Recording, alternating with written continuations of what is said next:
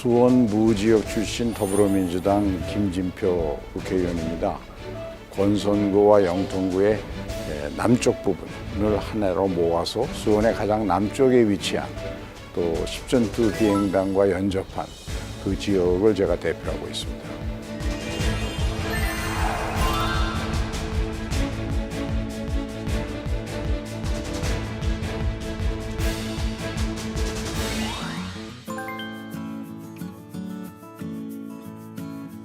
정치인은 매일 선택하고 결정을 내리는 직업이거든요. 그래서 이때 중요한 것은 자기에게 이익이 되나 손해가 나나 유불리에 따라서 선택하게 하는 성향이 있습니다. 그런데 인간의 예측 능력이라는 게 아주 한계가 있어서 한 치 앞도 못 내다본다고 하지 않습니까?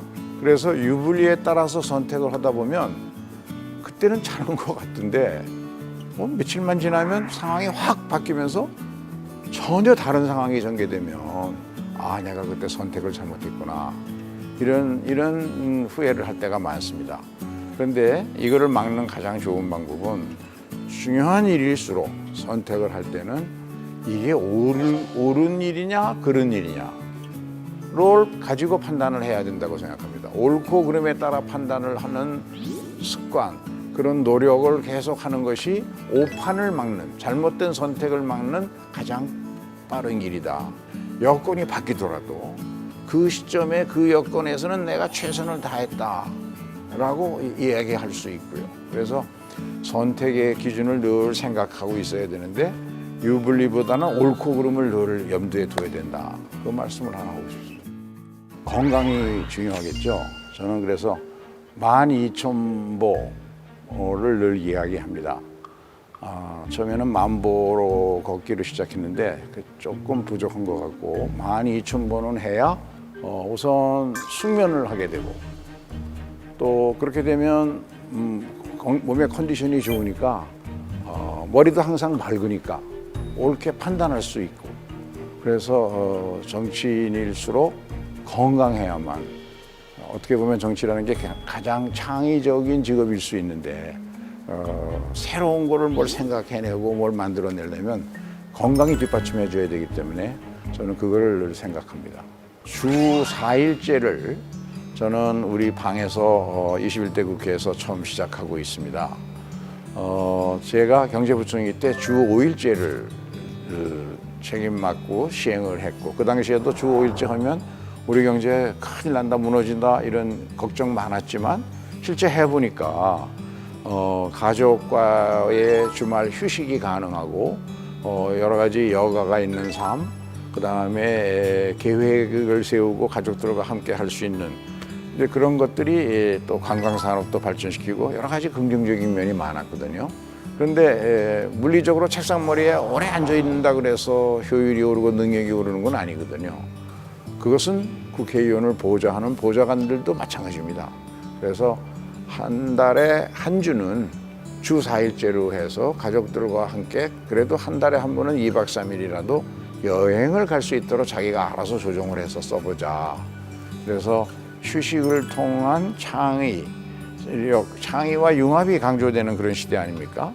책상에 앉아서 서류 보고 대화하고 인터넷 보고 이것만으로는 부족하거든요. 그럼 한번 현장 탐방도 해보고 자유롭게 좀 자기 나름대로 정책 역량을 키울 필요가 있으니까 우리가 한번 해보자 해서 주 4일째 하고 있는데 별 불편 없고 또 우리 비서들도 보좌진들도 만족하는 것 같고 그것을 하나의 21대에서 제가 시작한 대표로 꼽고 싶습니다.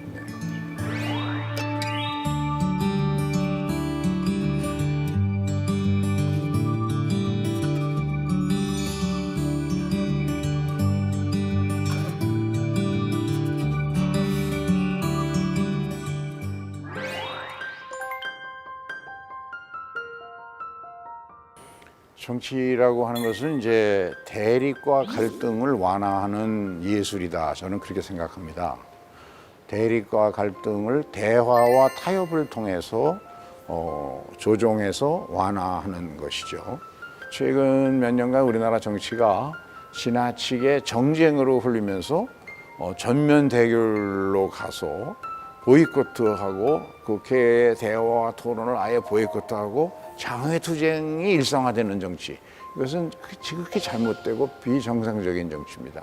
어느 경우에나 대화와 타협이 있어야죠. 옛날에 제가 이제 17대, 18대 야당의 원내대표도 제가 해봤는데, 여야 간에 상임위원회에서 법안을 놓고 예산안을 놓고 정책안을 놓고 충분히 토의해서 이해관계자들 의견도 잘 들어보고 충분히 토의해서 어느 정도 의견에 접근을 본 협의안을 만드는 경우가 많이 있습니다. 그런데 다른 어떤 큰 정치적 쟁점으로 야당이 예를 들어서 국회를 보이콧하고 거리로 뛰어나가고 부득이 여당은 정부를 꾸려가고 운영해야 되니까 법안을 단독으로 통과시킬 때도 여야 간의 신의를 존중해서 그동안에 협의된 안은 그대로 반영해서 통과를 시키는 것이, 저는 이것이 올바른 상생의 정치라고 생각합니다.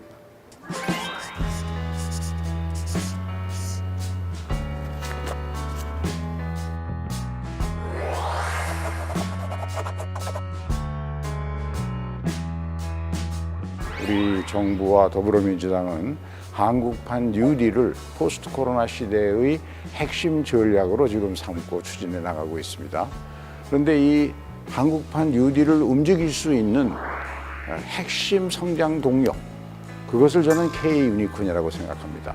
좀 설명을 붙이면 K-유니콘은 기술 혁신형 중소벤처기업을 대표하는 말인데, 그들 중에서 창업한 지 10년 이내의 기업 가치가 10억 달러, 우리 돈으로 1조 원이 넘는 그런 기업들을 미국의 시장조사기관 CB인사이츠가 매 분기마다 전 세계에 걸쳐서 조사해서 발표를 합니다. 문재인 정부 임기 내에 유니콘 기업 수를 최소한도 20개를 만들어서, 그러면 이 20개의 기업들이 대표하는 새로운 그 기술 혁신형 중소벤처들이 우리 경제를 G7으로 만들어내는 성장 동력이 될 것이다. 저는 이런 기업들이 활발하게 역동적으로 나가게 되면 우리가 1970년대 그리고 2000년대에 경험했었던 그 창업의 열풍, 그러니까 그 시절에는 우수한 엔지니어들이 대기업에 안주하지 않고 심지어는 고시에 합격한 공무원들 중에서도 뛰쳐나와서 창업기업에 합류하고 자기가 직접 창업하고 하는 그런 열풍이 일어났거든요. 그래야만 우리 경제의 역동성이 회복되고, 그래야 우리가 G7으로 갈 수 있다 해서 제가 정책적으로 대표하는 제 핵심 용어를 K-유니콘이라 하고 명명하고 싶습니다.